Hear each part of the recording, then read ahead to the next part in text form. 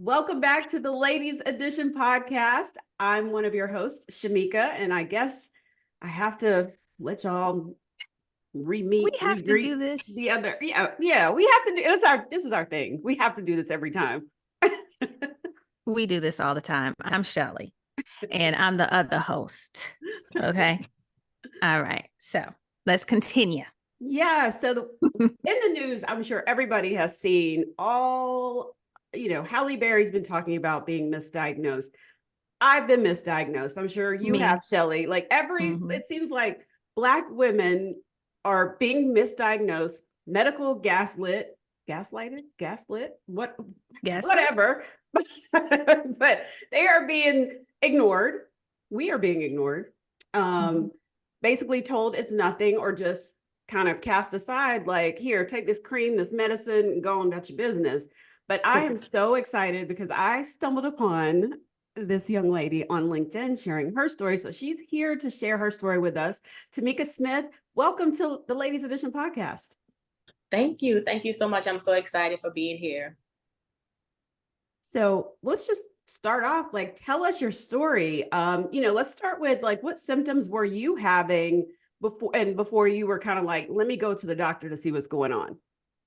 It was very weird. Like, I started experiencing headaches, and I've always been an individual who had headaches all my life since a little girl. But I noticed like little changes like brain fog and feeling more Mm. fatigued even after a workout. And I was like, this is just not the norm for me. One thing I've always prided myself on is being in tune with my body, being so in Mhm. tune with my body, just even the littlest things. And I was like, this is not normal. Normally, if I work out, I'm feeling refueled, I'm feeling vibrant.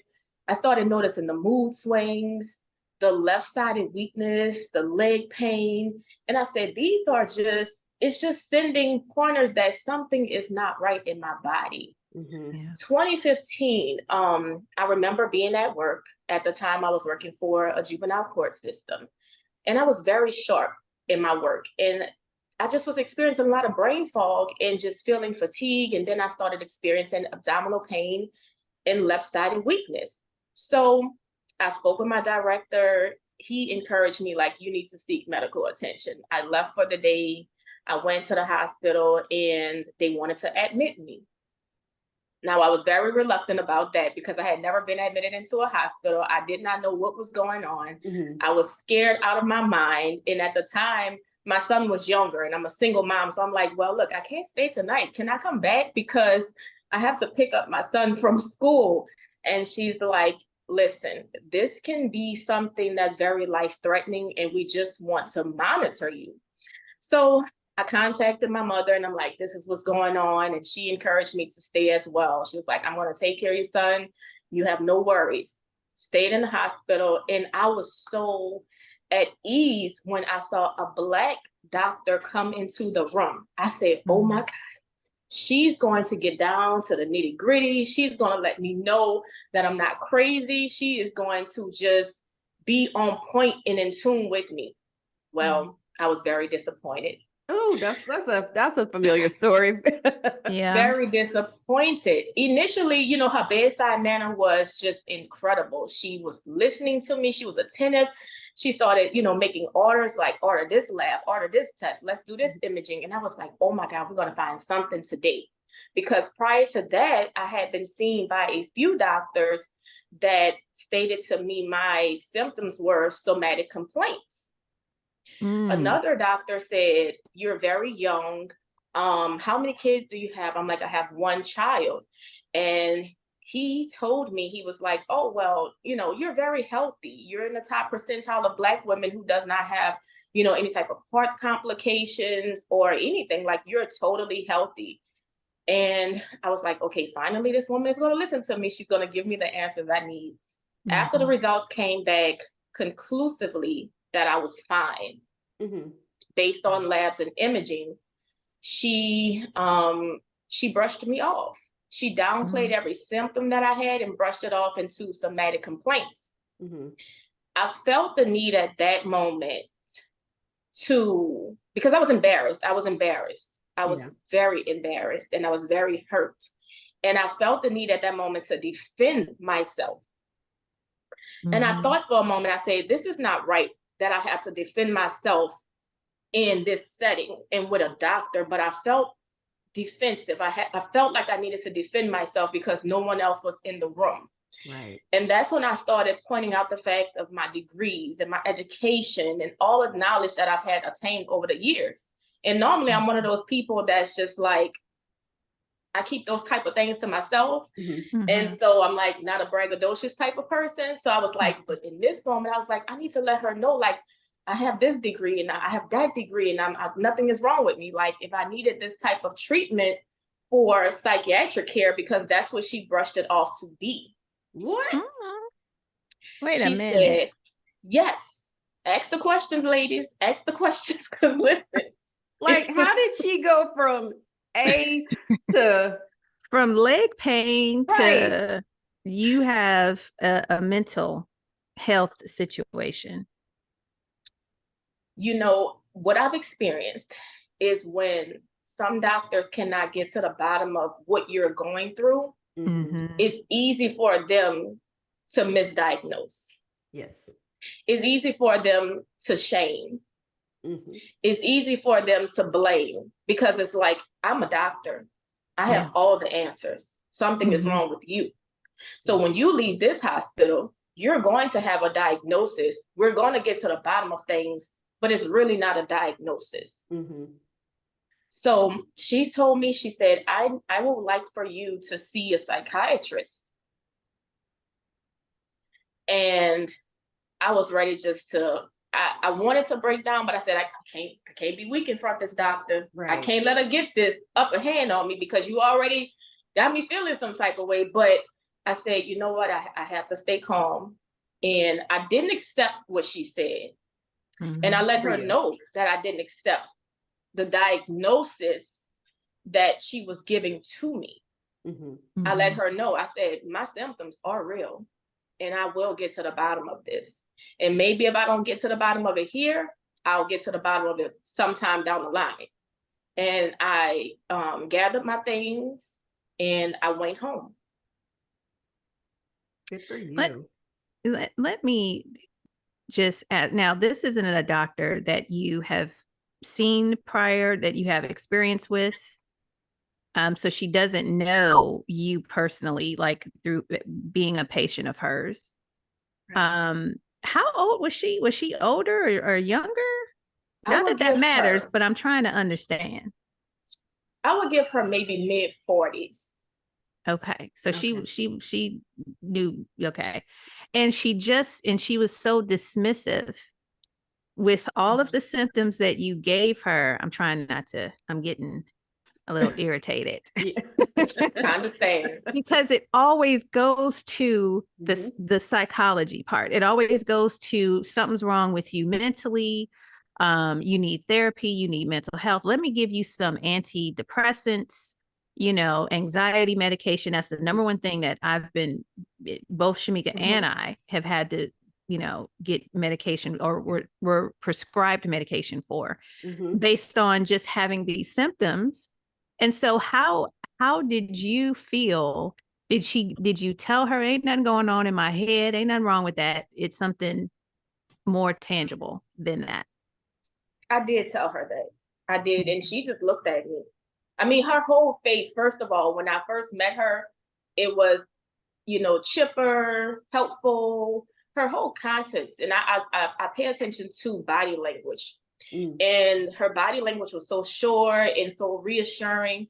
And then when everything came back normal, that's when I noticed that her entire body language changed. It almost looked like she was mad. That something wasn't wrong with you, as she said. Right. It was more like, it almost like she was mad that she didn't find a true diagnosis. And it seemed as if I was wasting her time. Yeah, these doctors. I mean, it just is bringing me back to my gynecologist dismissing the fibroids, dismissing the low iron. And it took going, to another doctor to get help and answers and like, what do I do next? And yeah, this is, so when did you finally get an answer? Like, how many doctors did you have to go to get an official diagnosis? After seeing the ER doctor and then seeing the OB prior, like during that time, I may have gone between 4 to 5 OBs. Ooh. My final OB, she was Caucasian. She did not believe that I had endometriosis. I've taken so many pregnancy tests. Mm. I've taken so many STD tests, Mhm. STI tests, and I'm like, listen, I'm not even active. Mhm.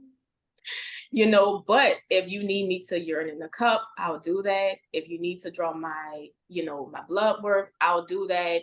If you need to swab me, I'll do that as well. Because at that point, I was just desperate for answers. Yeah. And trust me, it was a humiliating journey having to go through all of that.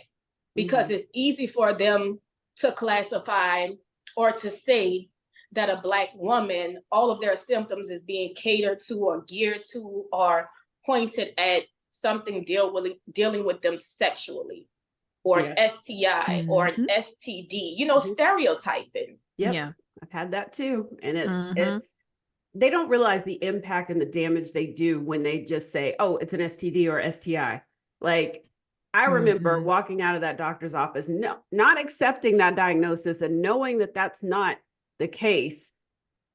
But it was like, and I'm like, I'll go to another doctor. I've probably been to, I don't know how many doctors, because, and the crazy part is, it was all the Black doctors that would just dismiss me and say it's an STD. Yeah. All the Yeah. Black doctors, Mhm. female Black doctors. It's like it was, I think I had my first yeast infection one time. I had never had a yeast infection, and I was well into my 30s, late 30s. And I remember going to my doctor.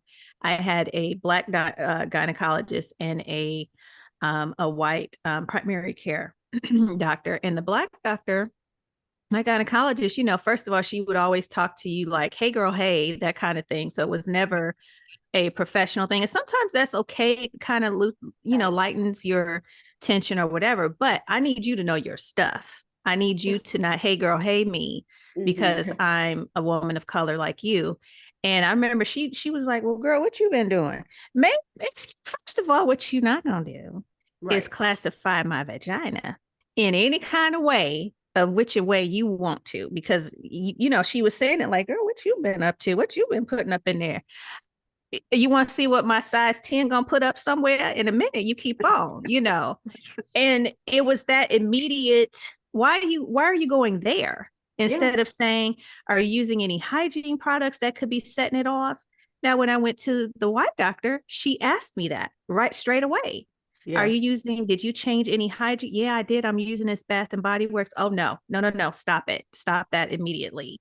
And since then, I don't use the body wash. So I could have told you that. Well, I didn't know, because that was all the rave back then. So you see what I'm saying, as far as the healthcare you would think we would get from our own in a more knowledgeable way and in a more supportive way, but we don't get that a lot of times. And that sounds like what happened to you. Yeah. Absolutely. And, I want women to understand, especially Black women. I want them to understand, because I had took to social media before when I was seeking recommendations for a gynecologist, and I had Black women to slide in my DM and like, hey, what color is your doctor? You need to see a Black doctor. And I need them to understand that's just like a Black business. Just because a Black business is a Black business, that doesn't mean we need to support them based on them being a Black business. That part. Right.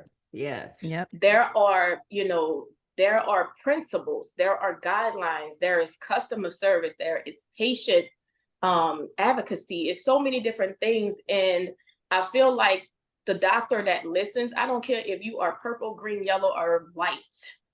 Yeah. listen to me and allow me to be heard. And a lot of times as Black women, we have this thing like, oh, let's just go to a Black doctor because we're going to magically find out everything that's going on with us. They're going to find out, they're going to give us the answers. They're going to give us the bedside manner. Woohoo. It's not like that. Mm-hmm. Exactly. Now, I will say, just to, as an aside, there are some good Black doctors. I've had Exactly. two, like a Black man and my current GP. I love her. She's great. But the majority of the Black doctors I've seen, dismissive and all the things we've been talking about. So ultimately, when you finally found the doctor that was able to help you, what was that like? That was a roller coaster of emotions, a roller coaster of hell, because I still wasn't being heard. I mean, I had to literally fight, and I was already weak and tired and just drained, and I'm losing time from work. And she brushed off the fact that I explained to her my family history. My mother has endometriosis. These are some of the signs and symptoms that my mother had. I do have similar diagnosis, same diagnosis that my mother have, such as, well, at the time it was glaucoma. And I'm like, it seems like every disorder or illness that my mother have been diagnosed with, that's me. Yeah. And I tried to explain this to her, and she was believing that I was too young to have endometriosis. And at this time I was about 34 years old. And she was like, why would she think you were too young? My sister was in her 20s when she started dealing with this. And I'm sorry, I just was like, what? Go ahead. Exactly. We both are saying, wait a minute, I thought you were going to say like 18, 19, right, and even still, but you were well off into your adulthood. Right. Well off with a child. Yeah. Wow. Well off with a child. And I had medical records from even when I was a little girl, how I certainly feel like it was leading up to endometriosis.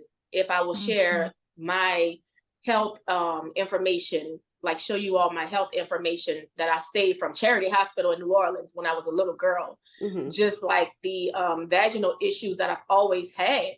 Okay. And so she brushed it off. My mom came with me, and I was like, my mom was ready to pop off.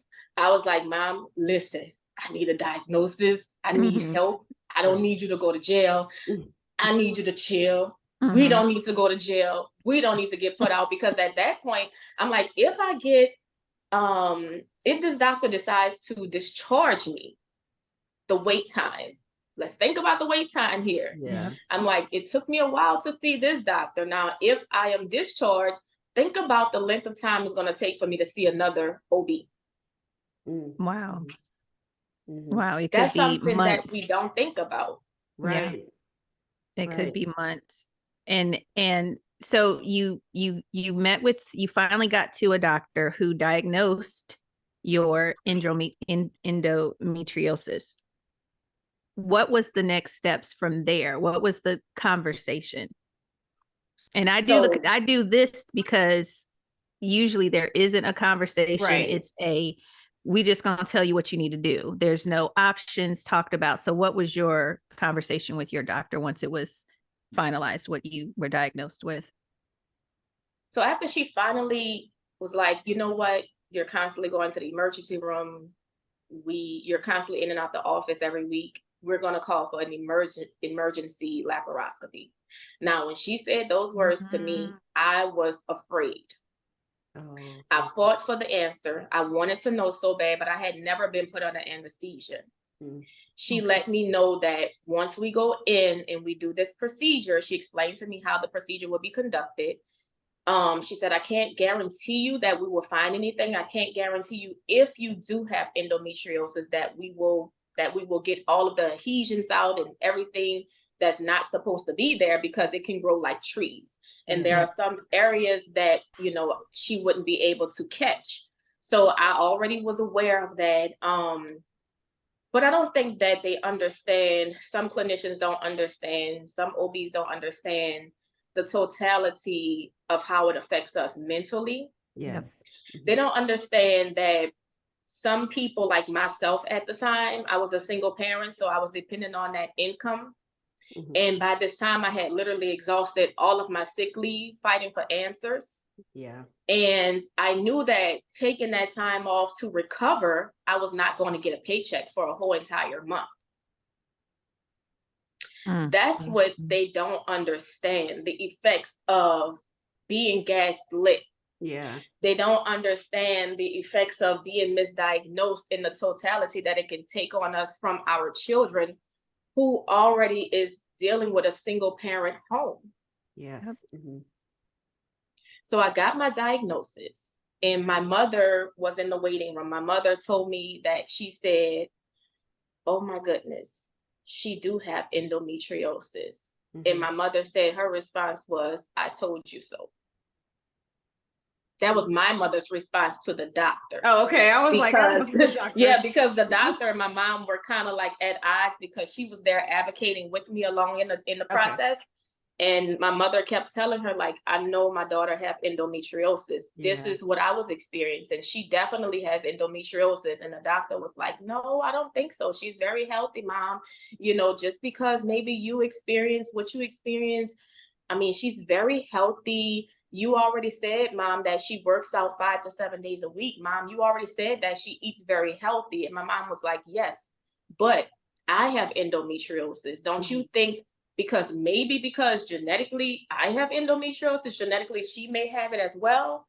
So they were kind of at odds in the process. And so when it came to get down, the proof, the receipts, then it was like, my mom was like, I told you so. Mm-hmm. Wow. So did they, once you had the diagnosis, what was, like Shelley said, what was that conversation of, did they say, okay, you need to have a hysterectomy, or did they say, we can go in and clean it out? I'm just thinking of the things my sister was told. Like, she begged for a hysterectomy and they wouldn't give it to her until she had to finally advocate for herself. And that her story is on another episode, but like, what was that like? Did they just say, if you have a hysterectomy, it'll solve it all? Or did they say maybe change your diet? Or did they give you any options? She did give me options, and my options was either a hysterectomy. That was the first option before the diagnosis, actually. What? And I've been given that option multiple times as a first choice before diagnosis. So hysterectomy was my first option. Birth control was another option. And even after getting the diagnosis and her telling me, just like your sister said, we're going to go in and we're going to clean everything out. It's like an irrigation system. We're going to go and irrigate everything out and see what we can find. It's a exploratory surgery. That's what it is. That's what she explained to me. And even after going in and finding that it was near my bowel, underneath my bladder, birth control was the option for me. And I was on birth control for a moment, but I experienced adverse side effects with several birth control options, which the doctor warranted that I get off of them. Okay. Now, what was your age at that point when you were taking the birth control? I was 35. Okay. I had received the diagnosis a day after my 35th birthday. Okay. Wow. Yes.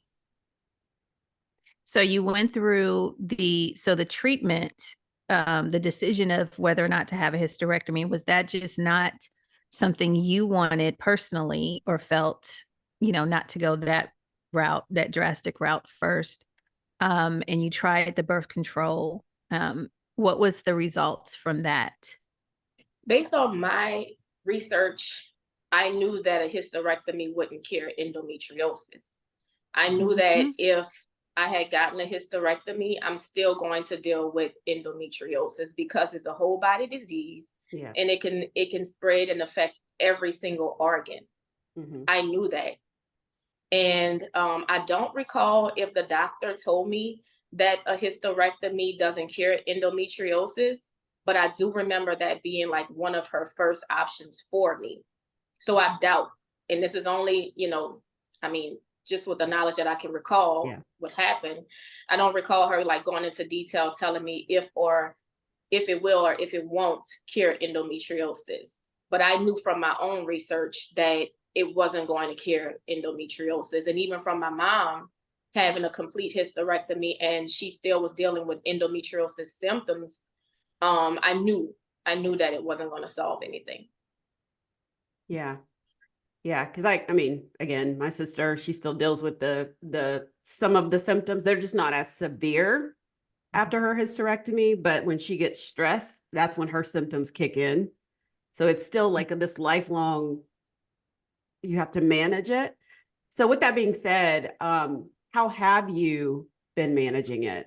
Since you tried the birth control and then you had to get off of it, then what did you do? I've managed it holistically. Okay. Holistically. And I knew taking that approach wasn't going to cure anything as well. Mm-hmm. I knew that taking that approach was going to, I had to be very accountable for my own actions. And I had to really pour into my health and be my own best advocate and develop my own treatment plan. Mm-hmm. Because the doctor that I was seeing at the time was not okay with me taking the holistic approach. Mm-hmm. The OB that I do have now, which is a Black doctor, she's by far an amazing, incredible OB. Oh, good. She's young. I want to say she's probably in her 30s, like myself. And she's been just impeccable. Mm-hmm. And she supports my holistic decision. And I said these words to her recently. I said, listen, if this approach does not work, and I know that I've done all that I can do, mm-hmm. then we can sit down and talk about maybe one of the surgical procedures that you have recommended for the heavy bleeding. Mm-hmm. Mm-hmm. Okay. What was the surgical recommendations for that? One of the surgical recommendations, I want to say, should have brought my paperwork, but she wanted to, I was going to have to go through something where she burned, I can't recall. Okay. But she did give me 4 surgical procedure options. Hysterectomy was one. Mm-hmm. And she gave me 3 other options. Well, the myomectomy, that wasn't catered to me because I don't have fibroids. Mm-hmm. So then I was down to, she was like, I know you don't want a hysterectomy, so now you're left with 2 options. Mm-hmm. And so I said, you know what, I'll revisit if it's necessary. But I think that I can do this because I've done it before with getting the heavy bleeding down to a size. Yeah. I think it's good that you had an OB that was telling you your options and not just rushing to the hysterectomy, because that's number one. That's the first thing that doctors will say. Oh, hysterectomy, that'll cure mm-hmm. it. I was told that mm-hmm. by 2 surgeons. And I said, I was 42 and I said, I want to keep my uterus. Okay. Mm-hmm. So I had fibroids, but I want to keep it. Mm-hmm. And I noticed that just with different Facebook groups that Shamika and I have been on, we've talked to dozens of women what was the treatment option? Hysterectomy. That's the cure all. That's the end all be all that doctors go to. And it's not. Mm-hmm. And that's why this podcast is what it is, because we're seeing, while on one hand, a hysterectomy is a great option for many reasons, we're also seeing, hey, people should have told us a little bit more about it, how it was going to affect our bodies. Right. Before we, you just throw out hysterectomy to solve every issue down, in our uterine area. So you went on this journey of natural healing. And what research did you take into consideration? What were you looking for? Were you looking for, like, how does one begin this journey? What was you look for roots or herbs? Like what was, he gets on my nerves so bad. I Because I'm gonna tell you something, Tamika. Shamika's more of she's open-minded. Yes, I like And more that's of the holistic thing. and I do too. And like I do acupuncture. I will go to acupuncture before I'm gonna go to the doctor sometimes. I'm gonna go to my other holistic doctor before I'm gonna go to this other doctor. Like I'm tired of medicines. Like And I believe in natural things as well, but I'm more of the skeptic, and we'll get into that later because I do have some questions. But what was your journey? How did you start it? Let me tell you this. I knew that I was one of those individuals that was sensitive to synthetic treatment. And I've experienced that with my endometriosis journey, and I've also experienced it in my lupus journey. When I say sensitive, I mean sensitive to the medication and the side effects. I'm one of those cases where I would get 5 side effects, and you may be that individual who get none. Okay. That's just me. So it was a personal choice. And also, I don't have a man right now. Okay. And I want to be married one day. And maybe he don't have any kids. And I wanted to save my uterus and all of my lady parts as well. Yeah. And so how I got into it is, first of all, my grandmother, who's deceased now, when I was growing up, she always was into medicinal herbs, and she taught me a lot of things about medicinal herbs, such as ginger. I knew that ginger was an anti-inflammatory. I knew that turmeric was a natural blood purifier, which releases toxins from the body, what helps the oxygen to flow better, what helps improve your overall health, organ functioning. I knew these things. And I told myself, I said, if I can be consistent and if I can journal and I can recognize what works for my body and what does not work for my body, then I'll be okay. Because everything that has the appearance of being healthy is not always healthy. Because every body, every body is uniquely designed. So even with the holistic approach, that may not work for someone else. Like my mother has several allergies. That approach for her doesn't work 100%. She needs to have maybe chicken and omit the herbs out of her regimen, and I just decided, I said, you know what? I had already been meat free for about 10 years at that time. And I said, well, let's just start pulling some things back. Let's take out the dairy. Let's take out the processed vegan foods. Let's just start taking out some of these things and let's see what happens. Let's incorporate more herbs such as burdock root and bladderwrack, but I'm going to go slow. I'm going to do it one herb at a time.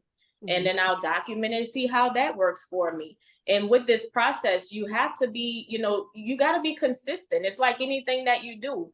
If you are employed and you have a phenomenal career or whatever the case may be, and you want to climb the ladder of success, you have to put in the work.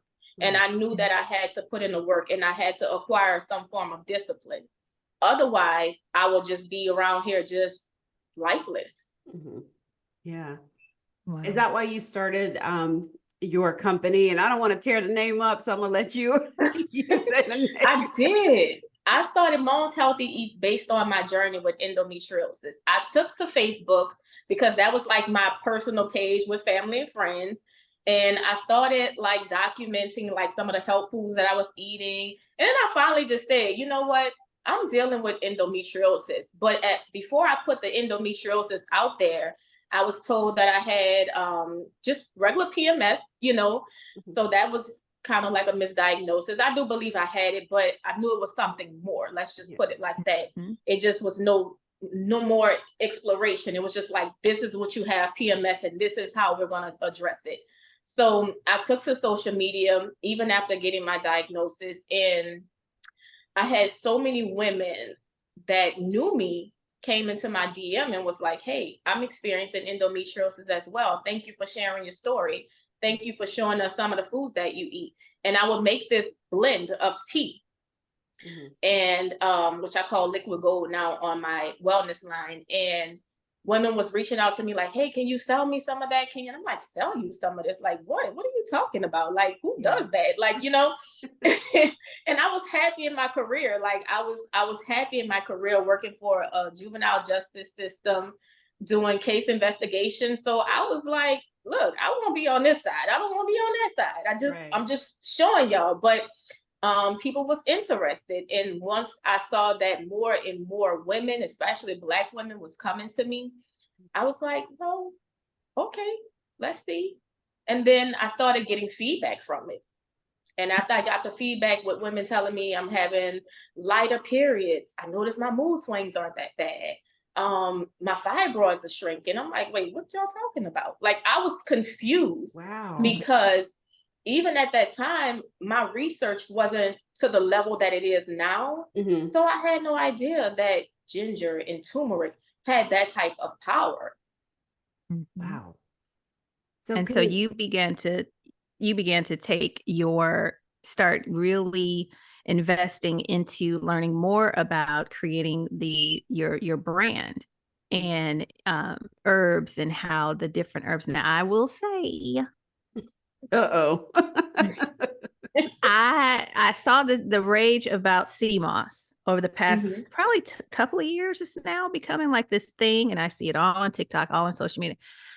I had some, and I'm not gonna say the brand, okay, but it was nasty. Okay, so with me, I don't put nasty things in my mouth. Wait a minute. So I need, if I'm gonna digest it, I need it to be good. So the different herbs that you've experienced that you have the most success with, I've seen your sea moss. Yeah. And so what is that good for? What is that? I love sea moss. Benefiting. Okay. So let me say this too, because this is what I advise my clientele. Get over the taste. And the reason I tell them like that, I say, look, y'all know how I am. I'm gonna just keep it 100. Like, get over the taste. I say, because what you have to understand, when you go into a doctor's office and you're put on a certain prescription medication, do you ask the doctor how this tastes? No, you don't. I do. You take it. You take it. You looking for something quick. You looking for a quick fix, and there's nothing that you do is a quick fix. You still have to put in the work, my love. And so my thing is that there's more than one way to skin a cat. First of all, sea moss gel is an all-natural seaweed. It is a natural superfood. It is filled with vitamins and minerals. For example, when we talk about endometriosis, and some women have ovarian cysts, some women have fibroids, some women suffer from anemia, you have to look at it as that tool that's going to refuel your body with all of the nutrients that you're losing out during your menstrual cycle. But if you stay on a consistent course, you'll be fueled and ready for when that cycle comes. It's like you got on your war clothes. Yeah. And so it's a superfood. It's filled with vitamin A, it's filled with vitamin C, magnesium, things that our bodies need to survive and to thrive. We lose, essential vitamins and minerals. I've experienced that on my journey with endometriosis as well as lupus with certain medications. Certain medications can cause you to have deficiencies. Yeah. Certain deficiencies can mimic chronic health issues when all the while it's just a deficiency, a vitamin deficiency. Yeah. And so what it does is it replenishes your body with the necessary vitamins and minerals that you need. And I tell everyone, it's not a cure, it's not a magic potion or anything like that, but it is a great supplement. It is a great supplement to incorporate in your regimen, because you can even use it on your skin. You can use it as a face mask. And when we use these things as a face mask, sea moss gel as a face mask, it goes directly to your bloodstream. Oh, I didn't know that. Okay. So do you make your sea moss the like you said, the gel? Because I was purchasing some from a woman that I know, and then she stopped making it. So I was like consistently taking it last year, and then she stopped making it. And then I was like, I don't know where to go get anymore, but now I'm glad I met you. But is it just, how big are the jars that you sell? Like, I'm curious. 8 ounces and 16 ounces. And I have a variation of blends. I will tell you this, one of the newest blends that I've come out with, which is the maca and a ginger. If you don't have a man or you don't have a partner, you may want to stay away from that one. Is that the one where there's a seasoned woman on your one of your Facebook videos, and she's talking about, she has a whole bow and arrow, and now who is this woman, and is she a relative of yours? She is my mother. You got to see this video, Shamika. Oh. I literally said, now wait a minute. Wait, what is she talking about? She was talking about one of your products and how her go ahead and explain it, because that's your mama. I'm not. Okay, so this is the thing. My mother is 62 years old. My mother is not going to talk about anything that doesn't work for her. She has a lot of allergies. So when she got introduced to sea moss gel, first of all, myself and my dad tried to tell her, what she refers to as her man, tried to tell her, you need to be taking sea moss because of the benefits, and it helps with immune support and all these different things. Yeah. We were taking our sea moss gel proudly every single day. Well, she didn't listen. She got COVID pneumonia. Oh, goodness. And she almost passed away from COVID pneumonia. Wow. That's a long story. But long story short, that's when she started taking sea moss and became a believer that it actually worked for her. Mm-hmm. And full disclaimer, it may not work for you. It may work for others, you know what I mean, vice versa. But she's been on it consistently for about 4 years now. And one of the things when she experienced COVID pneumonia, she started having issues with her handwriting, muscle cramping, a chronic cough, breathing issues, and she also could not get spiced up. Okay. Mm-hmm. So she said, she came to me one day, she said, please help me. I'm like, Ma, what you talking about? Girl, I got to get it on with your daddy. I need something. And so I need to know, what can I do to get back functioning, because I don't want to be on him and I just pass out. So I was like, okay, TMI, but anyways, this is what we're going to do. And so she started taking it consistently. And I'm like, take 2 tablespoons and see what happens with that. And she started doing it, and she got her groove back. She literally did in this video. She was getting ready for the next session. With her little bow and arrow, she was getting it. And it was I appreciate that. I just want to, I think for me, I don't stay on stuff for long if it's not working initially. Like I need something like that. But I'm willing to give it a try. I'm willing to give sea moss another go. Because I need that same outcome that your mama had. Yes, ma'am. Give it a go. We have several blends: pineapple, ginger, and turmeric. We have the maca with ginger. We have the dragon fruit with the raw unfiltered honey. And one thing that I love about my wellness line with my sea moss blends is that we use real ginger, organic ginger root. We use the real turmeric root.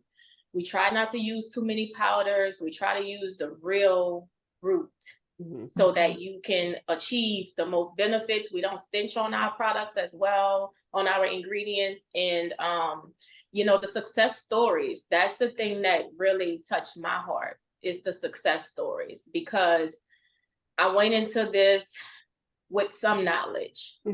I didn't go into this with an incredible amount of knowledge. I'm not a doctor. I'm not a healthcare professional. But it's amazing how your story and your journey can turn into helping other people. And Maya Angelou says something along these lines: when you have healed, you go back and you help others. Ooh, yes. And that's my thing. I try to help as many people as I can. And I've been blessed to help people, women and men, children, even all across the world, to introduce them to the holistic approach, with the understanding that you must put in the work, and this is not a cure-all. Yeah. And now that, the clientele that I have built, which is about 90% of individuals with chronic health illnesses, they get it. They understand. I have lupus, I have multiple sclerosis, I have cancer, I have high blood pressure, I have diabetes, but I know that this sea moss gel jar alone is not going to do everything for me. I know I need to be consistent. I know I need to adapt a healthier lifestyle. And that's the thing. Yeah. That's the thing. That's what, when I hear them say, Tamika, you were right about what I was eating, or you was right about the environmental things that I was using on my body, or you were right about, not that I want to be right. I want to provide you with the knowledge and the wisdom and the education, because most people perish for the lack of knowledge. Yeah. Right. And I want to be able to be accessible and provide you with that information. But I also encourage my clientele and others outside of my clientele, please do your own research. Please know thy body. You have to know your body. Please do what works for you. Please, I urge them to do that. Know your body, study thy body, and know what works for you, and be consistent with that. My sea moss gel may not be the answer for you, but there is something out there that can help you. And you have to be mindful about who you purchase sea moss gel from, because there's pool grown sea moss gel. There's sea moss gel you can get from the Caribbean, and you want to be sure that this sea moss gel is authentic. And sometimes there's not an indicator to let you know once that sea moss gel is made and put in a container and it's gelarized, or whatever you want to say, Right. it's a gel form. You may not know until maybe you get your labs, and you need to make sure you're following directions, because some people want to say that, oh, sea moss gel caused me to have this particular health issue. And it's like, how much did you take of that sea moss gel? Oh, I was taking 5 tablespoons. Well, that's not what the directions told you to do. Right. I did want to touch on one thing really quick before we go, but you mentioned that you also have lupus, and I saw on your LinkedIn the photos of and I think it was, I can't remember if it was on your website or maybe it was another article that I read about you, but that you were in a wheelchair as well at one point. Did any of this stem from endometriosis, or did you go through the same thing with the gaslighting to even get that diagnosis as well?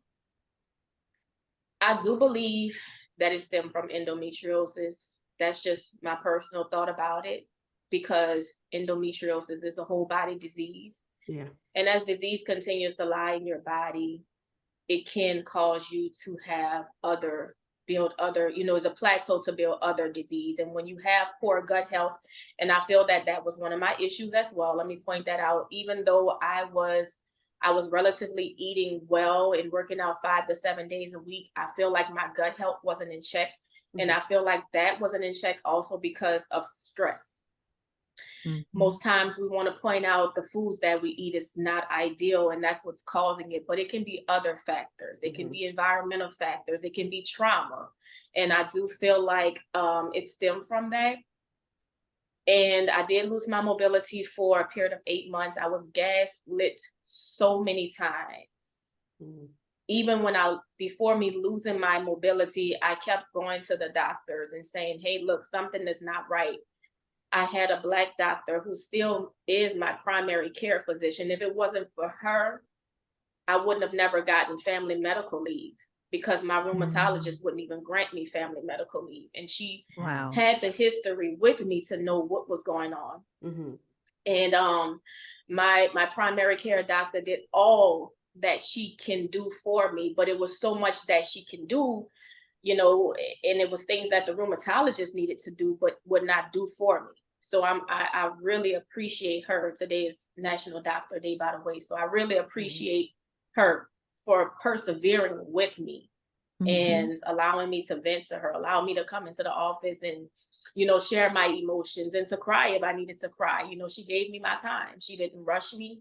And I say all of that to say it was a very tough time. My son he was about to finish high school. He's 21 years old now, and he was just about to finish high school, and he stayed there, and he helped to be one of my caregivers, so it was a tough time. But I'll tell you this, even though I went through chemotherapy as well, pill form chemotherapy, and that tore my body to shreds. I was on it for 2 months and experienced an adverse reaction to the chemo, and I was taken off of it by my doctor. After I was taken off that medication, it was like, basically she discharged me, like in limbo. In limbo, I'm now waiting to see another rheumatologist. And I'm like, look, something is not right. I feel like I'm going to have a seizure or something. Unexpectedly lose my mobility 5 months later. Oh my goodness. I went from a walker, the first hospitalization, to a wheelchair months later. And from that point on, because no one seemed to be able to develop the care plan that was suited for me, because there's a thing in healthcare that's one size fits all when it comes to most doctors, and there's no such thing as a one size fit all. But some of them understand that. Some of them understand that. And so I had to generate a care plan for myself.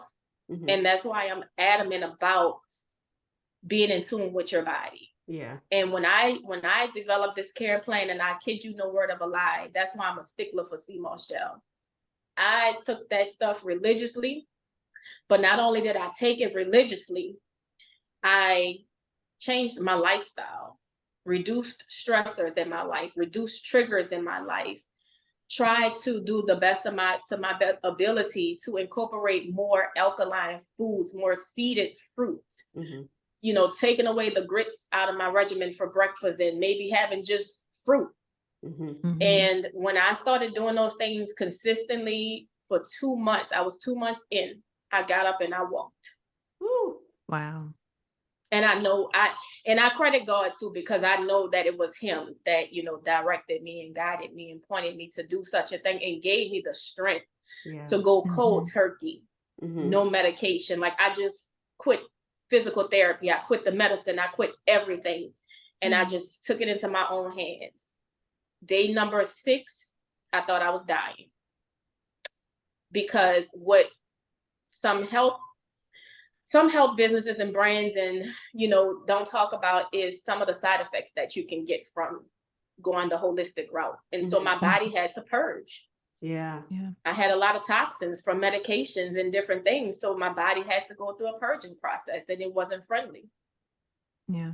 I saw in one of your videos where you talked about taking medication and being on certain medications for one thing, and then your body having a reaction in a totally different, it affects your other organs, or, you know, being on a medication, let's say for maybe antacids or acid reflux, and then all of a sudden here's a side effect that's affecting another part of your body that wasn't even being messed with. So the importance of knowing, and none of us are doctors or anything like that, so anything that we're saying on this show, we're not prescribing, okay? But we're just saying, like, medicine isn't the end all be all. If you have to have it, okay, but it always leads to something else. It's treating, it's not curing a lot of times. And I know I've experienced it. I know Shamika has as well. And when I heard you say that, I was like, finally, somebody gets it, that it's not just, you know, you can be on medication, but what else can I do to help me get into a more holistic thing? Because I don't want to stay on nothing. I don't want to be on medication if I don't have to. And so I'm thankful that you shared your journey, came forward, because I said, well, she said on her video that she was hesitant initially to share her medical journey. But what gave you, I guess this is our last kind of questions or not, but I'm just, you know, curious of what gave you that final push to openly share your journey the way that you did. Number one, it was one of the sisters, and I always get them confused. It either was Tia or Tamara. One of them have endometriosis. Oh yeah, it's Tia. I've interviewed her, so it's Tia. I listened to her story about endometriosis before my diagnosis, and I said, I have endometriosis after listening to her. And I heard her tell her story, and I said, you know what? It wouldn't be fair for me to listen to her story and to end it there. It wouldn't be fair for me to keep this information, to gatekeep such information that could help millions of women. And that was one of my motivations. I was very scared because I didn't want to be judged. I didn't want to draw the wrong attention, I guess. You know, when you talk about health can be something that's very sacred. A lot of people are uncomfortable with sharing their story, and I get it. I totally get it. I knew that I still had a career outside of telling my story. And I'm like, this page is public. I don't know who at my workplace is going to hear this. And some people can be so chatty catty. So I didn't want my medical information to be surfaced all across the chambers, you know. But I said, I also have a son. And one day my son is going to become an adult, which he is now. He's 21. And I want him to be proud of me, and I want him to know my story. I want him to share it with his children and his children's children. Mm-hmm. I want him to know how to advocate for himself. I want him to know how to, advocate for his future wife. Yeah. And how to be gentle with her and how to be understanding if something like this was to happen to her. So I chose to share my story for those reasons. We really appreciate you for sharing your story, because I know for me, I love to hear women share their stories, because it for me, I learn something new every time. And I've learned a lot from you today, and I think people listening will gain something as well. And so I want to make sure everybody knows your website to go to in case they do want to order some sea moss or your liquid gold.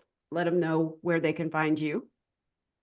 www.mones, MONES, healthyeats.com.